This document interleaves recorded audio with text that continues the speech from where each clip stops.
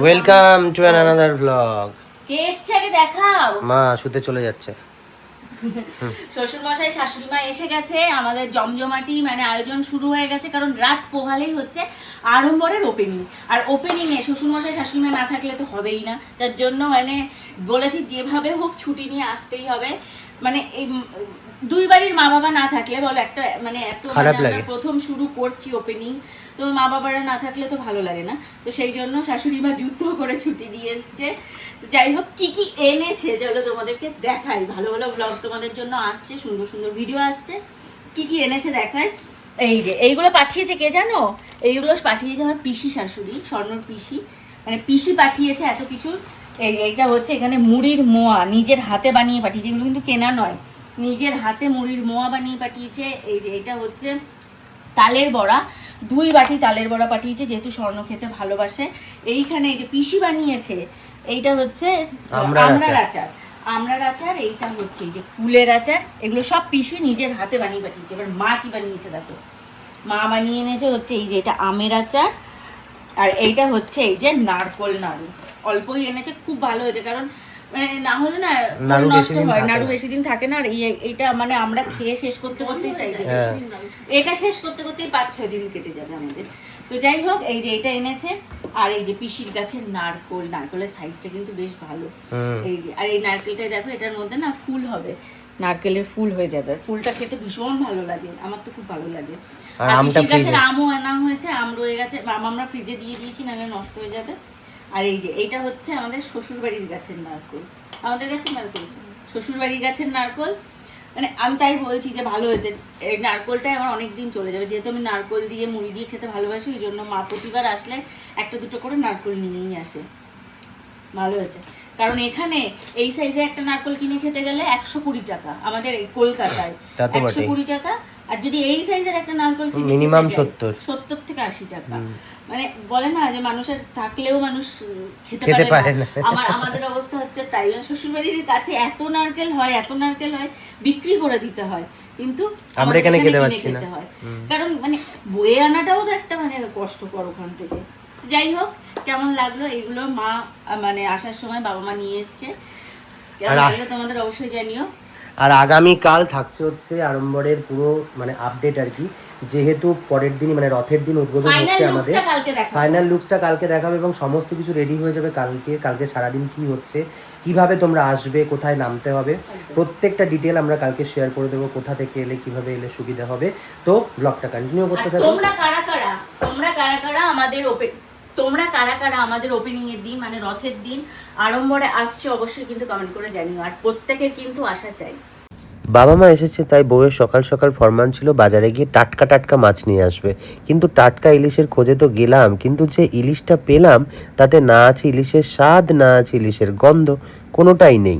অবশ্য দিন শেষে যখন বাড়ি ফিরে ওই খাবারটা খেলাম তখন ভীষণই ভালো লাগলো, কিন্তু মাছের কোনো টেস্টই ছিল না।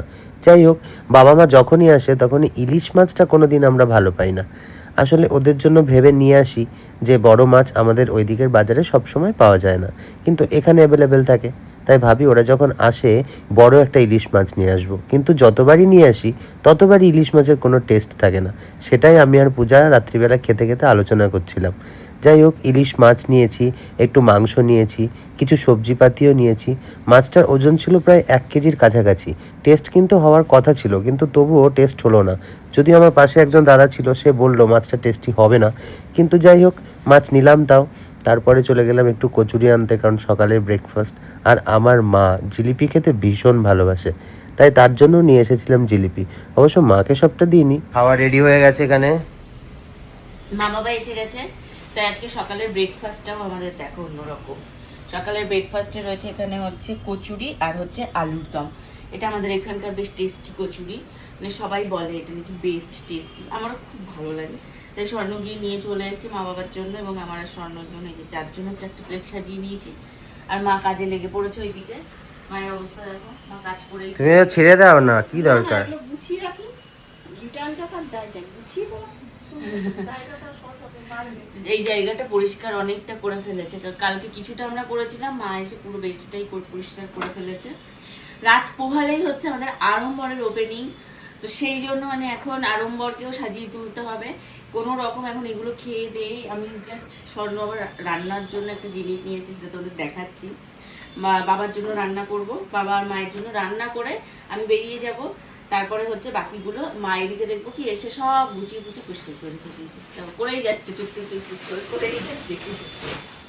চলো আমরা খেয়ে নিই, তারপর আজকে ভিডিওটা অনেক সুন্দর হতে চলেছে, অনেক কিছু ভিডিওর মধ্যে থাকছে, ভিডিও দেখতে থাকবে। ইলিশ মাছ এখানে রেডি হয়ে গেছে, কি করবে, কি বানাবে?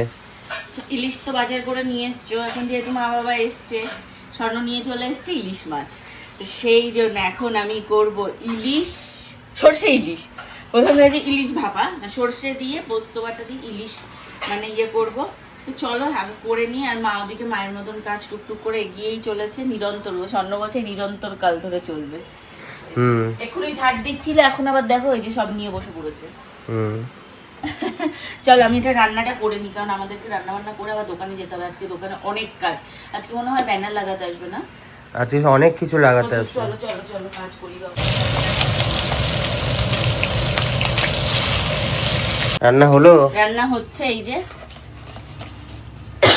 এখানে সর্ষে বাটা, পোস্ত বাটা, আর হচ্ছে ভালো স্মেল বেরিয়েছে কিন্তু, আমি পাচ্ছি না, আমার নাক বন্ধ। হ্যাঁ, তারপর জিরের গুঁড়ো দিয়েছি আর একটু শুকনো লঙ্কার গুঁড়ো দিয়েছি, আর হচ্ছে কালো জিরে আর এটা ফোড়নে দিয়েছি। জানি সবাই এই রান্নার নিয়মটা তোমরা অবশ্যই জানো, মানে এমন এহেনও কেউ নেই যে সর্ষে বাটা দিয়ে ইলিশ মাছের রেসিপি জানো না, তাও বলে দিলাম। এই যে মাছটা ভেজে নিয়েছি, ভেজে মানে কি পিটোপিট করে নিয়েছি, শ্যালো ফ্রাই করে। আমাকে না দেখে আগে এটা দেখাও। এই যে এখানে ব্যানার লেগে গেছে আমাদের আড়ম্বরের, ওইখানে তোমাকে কাট করে ফেলে রেখেছে। ভীষণ ভালো লাগছে, মানে এতদিন যেটার জন্য আমাদের খাটাখাটনি, যেটা আমাদের মানে মেন প্রথম আমাদের স্বপ্ন ছিল, আমাদের ফার্স্ট আউটলেট কেন বলছি তোমরা বুঝতেই পারছো, কারণ এরপর আরো আউটলেট আমাদের আসবে। ফার্স্ট আউটলেট আমাদের ওপেন হচ্ছে, আরো এরপর আউটলেট আসবে। তোমাদেরকে বলেই দিলাম কোথায় আসবে, কিভাবে আসবে, কখন আসবে, সেটা তোমরা ঠিক করবে কোন জায়গায় আউটলেট করলে তোমাদের সুবিধা হবে। এটা মধ্যমগ্রামে রয়েছে, এখানে প্রথম ব্যানার পড়ে গেছে। আর যারা জানতে চাইছো যে মধ্যমগ্রাম কোথায় রয়েছে, এটা হচ্ছে মধ্যমগ্রাম দেবদাসপল্লী, মধ্যমগ্রাম দেবদাসপল্লী, যেটা কিনা হচ্ছে এই যে একদম সাজিরহাটে ওঠার যে ফ্লাইওভারটা, মধ্যমগ্রাম চৌমাথা থেকে সাজিরহাটে ওঠার যে ফ্লাইওভারটা ঠিক যেখানে শুরু হচ্ছে, সেই পাশ থেকেই ওই গলিটায় একদম আড়ম্বর তোমরা রাস্তা থেকেই দেখতে পারবে, রাস্তা থেকেই দেখা যাবে আড়ম্বর একদম। আর এই যে এদিকে আরো হোর্ডিং আছে, এইদিকে এই যে এখানে একটা হোর্ডিং আছে, এই যে বাবা তোমার তো হাসি ধরছে না হোর্ডিং এ, এইটা আবার দেখো, এ বাপরে। সবটা রেডি হোক তারপর তোমাদেরকে দেখাচ্ছি। আর এটা তোমরা কিভাবে আসবে, যে কেউ আসবে যখন বলবে মধ্যমগ্রাম ঘোষাল ডাক্তারের গলি যাব, মধ্যমগ্রাম ঘোষাল ডাক্তারের গলিতে ঢুকলেই তোমরা আড়ম্বর দেখতে পারবে। চলো, এই যে রেডি হয়ে গেছে এখানে ফার্স্ট ব্যানার, আর এই যে সেকেন্ড ব্যানার, আরো হবে, আরো পড়বে এখানে, পুরো এই জায়গাটা ঘুরবে।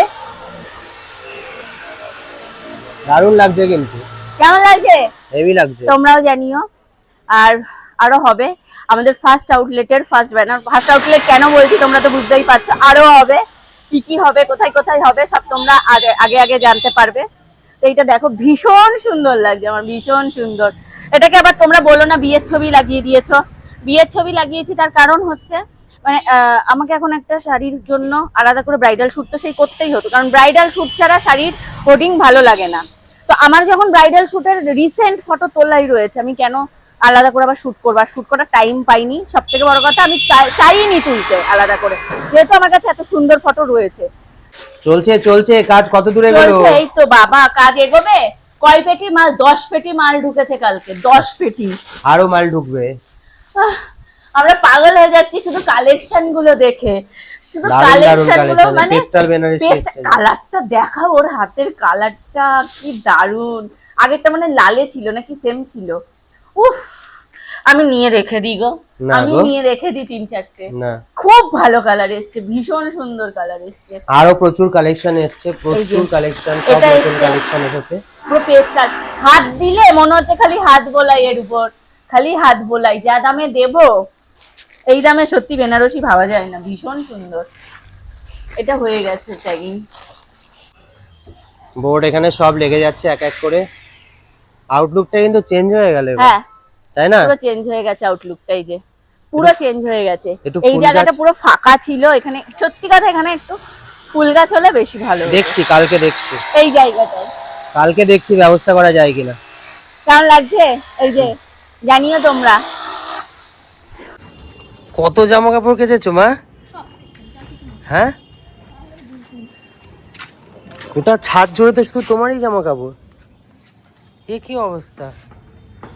একদিন এসেছো, তোমার মাকে বললাম যে তুমি একদিন এসেছো, এখন 4-5 দিন যে থাকবে শুধু চুপচাপ খাও দাও আর ঘুমাও, কিন্তু উনি শুনবে না। এই কথাটা বলে দেওয়ার কারণ হচ্ছে অনেকেই কিন্তু ভিডিওতে কমেন্ট করবে একদিন তোমার মা এসেছে তুমি মাকে দিয়ে কাজ করাচ্ছ। মা যদি ছেলের জামা কাপড় না কাছে তাহলে কে এসে কেচে দেবে? মা যদি সন্তানের ব্যথা না বুঝবে তাহলে কে বুঝবে? হ্যাঁ, আমার ছেলে মেয়েরা পারে না, সেই জন্য আমাকে করতে হচ্ছে। হুম কাজের লোক কি সবকিছু ভালো করে পারে? হুম, তাহলে তারা কি ভালো করে কাছে কেচে দিয়ে গেলাম? তারা তো সারা বছরই কাছে, আমি তো একদিন। যাও খেয়ে নাও। তো খাবো দাঁড়া, একটু রোদ দিলেই সব শুকিয়ে যাবে। আর হ্যাঁ, তো চলো এখন যাব হচ্ছে আবার দোকানে, বাবা মা খাবে, আমরা একবারে রাত্রে এসে খাবো। বিকেলবেলায় ঘুম থেকে উঠে আমি এসে নিয়ে যাব তোমায়, ঠিক আছে?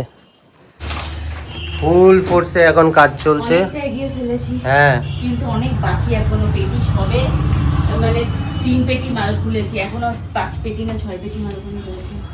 আজকে সারাদিন সারা রাত লেগে যাবে মনে হচ্ছে। এই খোলো খোলো, কাঠদানা খোলো। কারদানা রয়েছে, এবার এখানে কারদানা খুলবো, তার আগে এই যে 1 পেটি রয়েছে।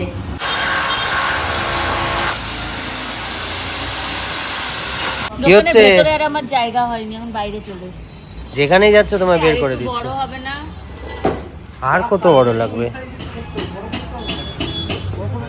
আর কত বড় চাই? না না না, আমি বলছি ওই যে ওই জায়গাটা যেন না ঢাকে। কোন জায়গাটা? ওই যে ওই জায়গাটা। ওই এই সাইডটাই, সাইডটা না, ও ডাকবে না, কিছু হবে না। এখানে এই যে চলে এসেছে, দোকান সাজানো হচ্ছে, রেডি হচ্ছে কালকের জন্য। কালকে কত লোক আসছে জানি না। যে স্বপ্ন আপনি একবার দেখবেন, সেই স্বপ্নটা যখন চোখের সামনে সফল হবে তখন তার থেকে বড় আবেগ অনুভূতি মানে আর কিছু হতে পারে না। বারবার বোঝার চোখটা চিকচিক করছিল, কারণ যখন লাইটগুলো জ্বলে উঠেছে, ফুল দিয়ে সেজেছে, ফাইনালি ফাইনালি ফাইনালি একটা আউটলেট ওপেন হচ্ছে আড়ম্বরের নামে। এটা একটা স্বপ্ন ছিল। পূজা ভীষণই খুশি, আমরা সবাই খুশি। তো চলো, আগামীকাল তোমাদের সাথে প্রত্যেকের দেখা হচ্ছে, মানে রথের দিন সকলের সাথে দেখা হচ্ছে আড়ম্বরের আউটলেটে। সবাই কিন্তু সময় মতো চলে এসো। কটা বাজে? 12টা, আমরা এখনো লড়ে যাচ্ছি। রাত্রি 12টা বাজে, এখনো আমরা শেষ করতে পারিনি, এখন আমরা বাড়ি যেতে পারিনি। তো ফাইনাল একটা ফিনিশিং টাচ দেওয়ার চেষ্টা করছি। সমস্ত কাজ শেষ করা সম্ভব হলো না, আর যদি হাতে একটা দিন সময় থাকতো, আর যদি একটু ম্যান পাওয়ার থাকতো আমাদের, তাহলে হয়তো আমরা গুটিয়ে ফেলতে পারতাম। কিন্তু যাই হোক, পুরোটাই এই যে সব ট্যাগিং ফ্যাগিং করা সব কিছু, পূজা আমাদের যে দোকানে যে মেনলি রয়েছে তার সাথে হাতে হাত লাগিয়ে একাই করেছে। আমি বাইরে এদিক ওদিক ছোটাছুটি করেছি। তো তারপরে ফাইনালি এরকম একটা জায়গায় আমরা আনতে পেরেছি। আশা করছি আগামী 1-1.5 দিনের মধ্যে পুরোটা আরো সুন্দর হয়ে উঠবে। রাত্রি প্রায় 12:30 নাগাদ বাড়ি ফিরে দেখলাম মা সমস্ত খাবার দাবার গুছিয়ে বানিয়ে সাজিয়ে রেখে দিয়েছে। মাছ তো সকালের ছিলই, আর গরম গরম ভাত রান্না করে রেখে দিয়েছে, আর শাশুড়ি মা দিয়েছিল ঘাটকোল বাটা। সেইটা দিয়ে আমরা আজকে রাত্রের ডিনার শেষ করলাম। এখন বাজছে প্রায় 1:45। কখন খাবো কখন শোবো জানি না। আগামীকাল প্রত্যেকের সাথে দেখা হচ্ছে আড়ম্বরে।